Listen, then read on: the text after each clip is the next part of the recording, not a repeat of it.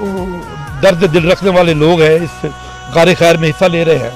तो ज़ाहिर है मैं मोहतरम बेनज़ीर भुट्टो शहीद का एक कारकुन हूँ, तो मैं भी कभी पीछे रहने का सोच भी नहीं सकता। और मैं तो इस हद तक जाऊँगा कि मुझे घर की अगर कोई कीमती चीज़ें भी बेचनी पड़ी तो इंशाल्लाह मैं अवाम के साथ वो भी शेयर। बख्श लाड जो कि यहाँ की हमारी एक बहुत ही गरीब लोगों की यूनियन कौंसिल है, यहाँ पाकिस्तान पीपल पार्टी के जेलें भी मौजूद हैं। ये जो पैकेज हमने 400 ख़ानदान के लिए तैयार किया है, इसमें अब्दुल रशीद चारण साहब, शेख अब्दुल वैद शेख साहब, शेख अजीज़ असलम साहब और ज़फ़र शेख साहब ने मिलकर हमने अपनी मदद आपके तहत 400 ख़ानदान के लिए ये एक पैकेज तैयार किया है।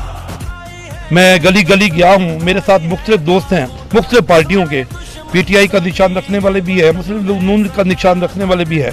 हमने उन्हें भी एक पैकेज दिया है कि यार हमारे पास एक 400 आदमी को देने के लिए एक पैकेज है।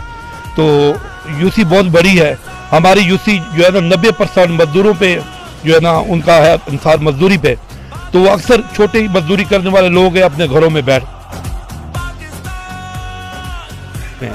FFC भी सुना है, रब्ता करके उनको राशन दे रही है, फातिमा भी कुछ कर रही है और भी मुख्तलिफ एतराज़ कर रहे हैं, लेकिन अवाम बहुत ज़्यादा है, चाहे जितना भी हो सके, लेकिन हर आदमी की दहलीज तक राशन नहीं पहुँच सकता।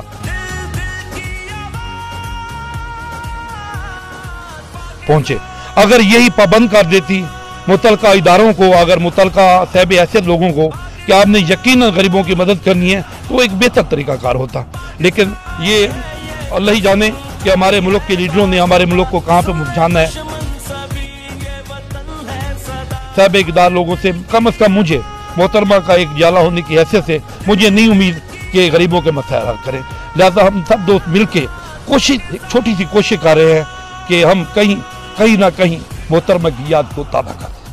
जी, ये थे अब्दुल वैद जो कह रहे थे कि यहाँ पे यूनियन कौंसिल सतह पर तकरीबन 400 अफराद को ये राशन दे रहे हैं, लेकिन जो MNAs और MPAs हैं यूनियन कौंसिल सतह पर सिर्फ 25 अफराद को दे रहे हैं। तो मैं समझता हूँ कि इन्होंने बहुत बड़ा काम किया है।